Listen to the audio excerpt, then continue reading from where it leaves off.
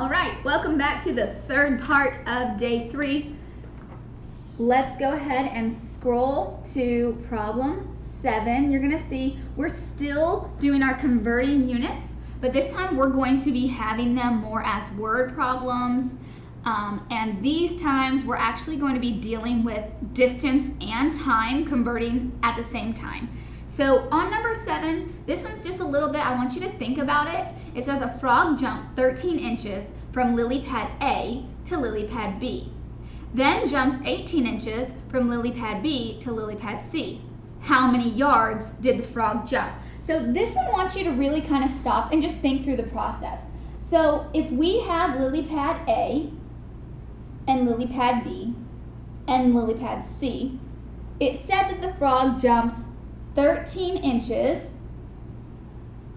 from lily pad A to lily pad B, and then 18 inches from lily pad B to lily pad C. So it wants us to know how many yards. So remember it said we really want to know how many yards the frog has jumped. Okay, so that means we really need to add these two distances up before we find any of that information out. So we've got 13 and 18, which is 31 inches total. Okay, so we want to change inches to yards. So just as a reminder, we can come down here to our unit conversions if we need, and we want inches to yards. So we know we can go from inches to feet and then feet to yard. So let's do that. We know that 12 inches is 1 foot and 3 feet is 1 yard. So let's go back up. All right, so we're going to actually go from inches to feet and then to our yards. So that means 31 inches. Remember, I need inches in the denominator so it cancels, and feet in the numerator. We said 1 foot was 12 inches. So remember, we're going to do all of our multiplying. So inches is going to cancel, so we've got feet. Feet now need to be changed to yards, so feet needs to disappear. We want yards to be in the top. We said 3 feet was the 1 yard, so feet are going to cancel, and then all we're going to do really is multiply. So we've got 31 times 1 times 1, which is 31, and that unit is yards. And then in the denominator we have 12 times 3, okay, which is 36. So we can't leave it like that, so we are going to do, sorry, I forgot what it said, 31 over 36. 31 divided by 36, and this is going to tell us the frog jumped 0.861, so this equals 0.861 yards. Okay, so that one was just distance, so that was kind of like the ones that we did before. Now we're going to talk about distance and time. So it says the school's cross-country star can run at a steady pace of 7 miles per hour. How many feet does he cover in 1 minute? There are 5,280 feet in 1 mile. So this last sentence right here is just us giving you some information that you're going to use with your conversions. So let's start with what we know. We know that the runner runs 7 miles in 1 hour. Notice that we have a measure of distance on the top and a measure of time on the bottom. We want to get our answer to be feet in 1 minute, so feet per minute. So that means we need to change miles to feet, and we need to change hours to minutes. So let's just pick one at a time. Let's do the miles first. So we can go straight from miles to feet. We know that to get rid of the miles, it needs to be in the opposite. So if it was in the numerator, now we write it in the denominator. 1 mile is going to be 5,280 feet. So right away, our miles are going to cancel, and we're down to the unit feet that we want. So that's good. Now we need to change our hours to minutes. Do we know how many minutes are in a single hour? We do. That is something that we commonly know. That's why it wasn't given. So to get the hour out of the denominator, we put it in the numerator, which means minutes needs to be in the denominator. 1 hour is 60 minutes. So the hours are now going to cancel. And look, we've got the minute in the denominator just like we want it. So now all we need to do is multiply across. So we're going to multiply all the numbers in the numerator. So I'm going to grab my calculator. 7 times 5,280. We're going to get 36,960. So 36,960, and that is feet. And then when we multiply all the numbers in the denominator, 1 times 60, it's just 60, and that's minutes. Now, we can't leave it like that because it said feet in 1 minute. So that means we need to do the division. So we're taking 36,960 and dividing it by 60, and we're going to get 616. 616 feet per minute. So this is a speed because it's distance per time.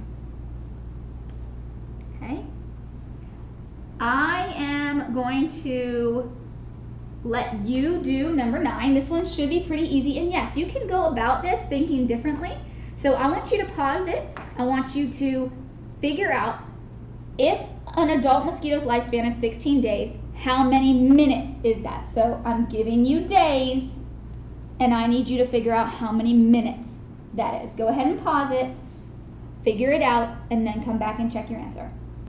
All right, hopefully you got 23,040 minutes. If not, then go back, follow the process, go from days down to hours, down to minutes. All right, so let's look at number 10. A person's weight is 154 pounds. So this is what we start with, 154 pounds. We're going to convert this to milligrams. So here I told you 1 pound is 453.6 grams. Okay, so that's going to help us get to where we're going. Okay, so that means we need to take a process that goes from pounds to grams down to milligrams. Okay, so we're going to start with what we were given, 154 pounds. We're going to change it down to grams. So remember, we're getting rid of pounds, so pounds go on the bottom. Our grams that we want go on the top. And here what I told you is that 453.6 grams is 1 pound. So if we look right there, our pounds are going to go away and we've got grams, but we still need to go farther to get milligrams. So I want milligrams here, and I want the grams to cancel on the bottom. So now we have to know how many milligrams are in a gram. So if you if you look at the bottom of the next page, you're going to see that 1 milligram is 0.001 grams. Okay. So now we can say the grams unit is gone, and now we're just going to multiply the numbers across the top and multiply our numbers across the bottom. Okay, so when we multiply, okay, we'll grab our calculator. We've got 154 times 453.6 times 1. We get 69,854.4. 69,854.4, and that is milligrams, and that is divided by 0.001. Now, that does not tell me exactly how many milligrams, so we need to use our calculator to divide that by the 0.001, and we're going to get that it is 69,854,400 milligrams. So that's what we're going to write out. You should be getting comfortable with saying big numbers. Okay, you should be able to tell me that number. All right, Let's look at this one. It says it takes 1 hour to fill a pool at the rate of 5 gallons per minute. How many minutes will it take to fill a tank at a rate of 7 gallons per minute? Okay, so what are we starting with? Well, let's start with what we know.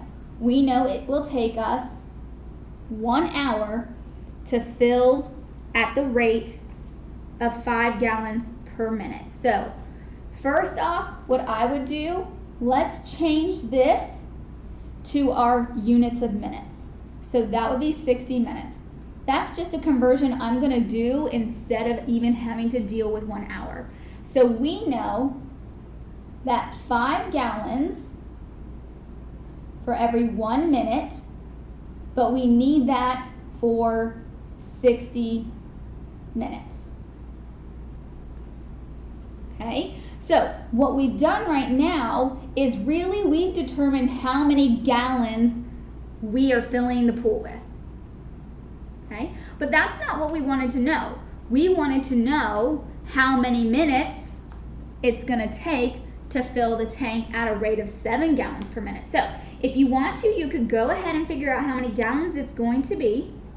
Okay, but I would just go ahead and let's finish this. I know that we need to figure out the total number of minutes.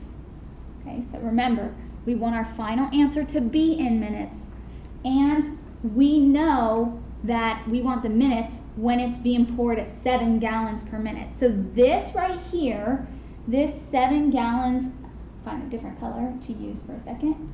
This 7 gallons per minute is a rate. So we've got a 7 gallons per 1 minute. But we need to figure out which way does that need to go into this problem. So we know we're going to multiply by that ratio, but we want the minutes to stay and we want the gallons to go away. So if you remember, we've got gallons still in the numerator here, so it means the gallon part needs to go to the denominator. So the 7 gallon part goes on the bottom and the 1 minute goes in the numerator. So now the gallons are gone, because remember, we just want our answer to be in minutes. So we've got the 5 times the 60 times the 1, which is our 300, and that unit is minutes. And then in the denominator we have a 7. There is no unit with that 7, and that's okay. All we need to do is figure out, well, what is 300 divided by 7? So if we use our calculator, we're going to get 42.857 minutes. Okay, this would be the exact time. Now, if someone asked you about how many minutes would it take, we could approximate that to about 43 minutes. Okay, if we really fill a pool for 43 minutes, the pool is going to overflow. Okay, all right, number 12 and number 13. Okay, number 12 I'm going to do with you. Number 13 you're going to do on your own and check. So number 12 says the cost of 1 liter of gas is 98.4 cents. How much will 12 gallons cost? The first thing we need is change the way this is written. 0.984 is the money, okay? So if we typically look at this like money, it would be $0 and 0.984 cents. So we know that we have 12 gallons, and that's what we want to know how much it's going to cost. Okay, 1 liter is 98.4 cents, so 0.984. So if we have our 12 gallons, we need to multiply that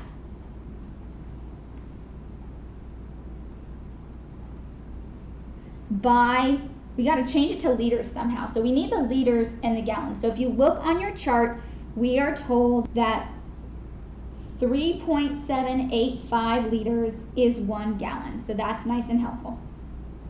Then we know that it's going to cost us for every 1 liter 0.984. So then all we're going to do is multiply, and we're going to get $44.69. Okay, I want you to try 13 and come back for the answer. All right, 70 miles per hour is